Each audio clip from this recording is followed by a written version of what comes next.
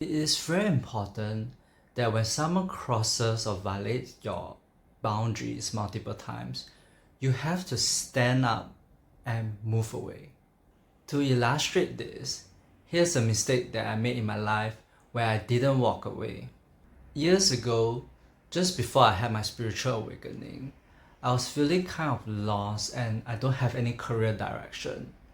I just came back from the Entrepreneur Accelerator in Bali, and I thought, why don't I just contact some random entrepreneurs on LinkedIn and try to expand my network? So I met up with this person. Let's just call him Albert. When I saw his profile, I have a very bad vibe about him, but yet I refused to listen to my intuition and I just went along. And within 1 minute of the conversation, I regret starting a conversation with him. Albert wasn't open to listening to other people's perspective other than his own. Every time I share my opinion, I feel like he has his rifle ready to shoot them down, like a target practice. Boom, boom, boom. He was talking 95% of the time, and the majority of it was just him giving me advice and putting me down. But then somehow he manipulated me to work for him. Every time I say no to his request, he will come up with something else. At the time, I was like so tired and I just want to leave. So I reluctantly say yes. He made me call his assistant on the phone to say that I want to be a customer service, which I have no intention of doing. After the call, he said, okay, you can go now. And when I went back home, I felt so used. I also felt so ashamed of myself for not standing up. It felt so wrong because I wasn't protecting my inner child. I allowed my inner child to be forced to do something that he doesn't want to do.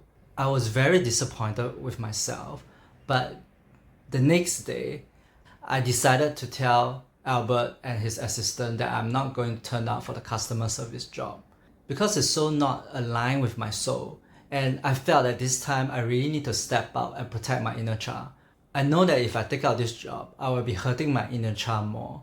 So that day I learned a very important lesson.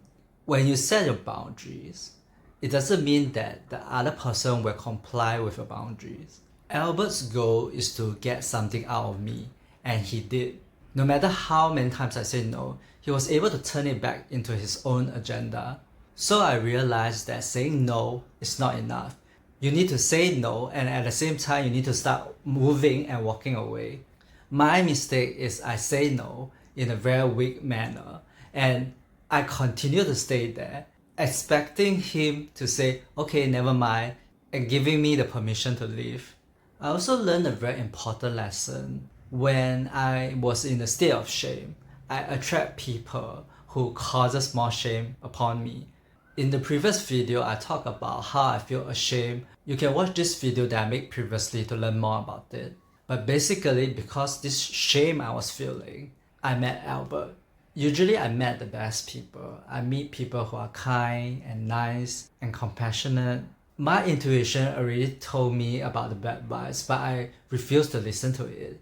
And this shame has a lot to do with your third chakra, which is your solar plexus. When your third chakra is in deficiency mode, you doesn't have a strong sense of self, and you find it difficult to stand up for yourself. But when you're connected with this third chakra, you will feel the power within yourself. This power is what you need to protect your inner child. A few years later, I became a tuition teacher, and I met a student who crosses my boundaries several times.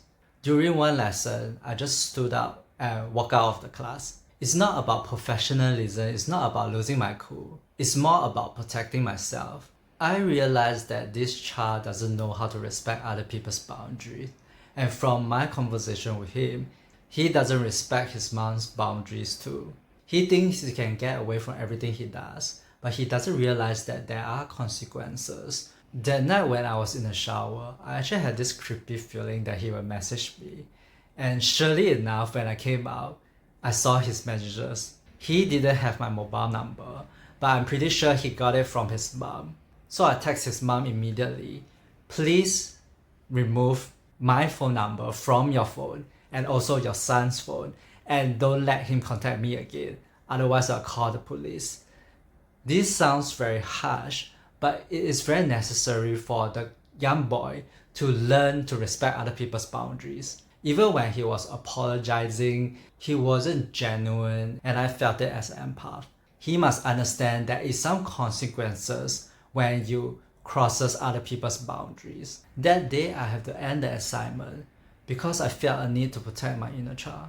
I risked getting blacklisted by the agent, but I didn't care because my inner child is more important than pleasing somebody else. If you want other people to respect your boundaries, you first have to respect your own boundaries. Respecting your boundary means that if someone crosses your boundary, it's not enough to just tell them what your boundaries are. You need to enforce it. You need to move away if necessary. And when I mean moving away, I don't just mean moving away physically. I also mean moving away emotionally and mentally.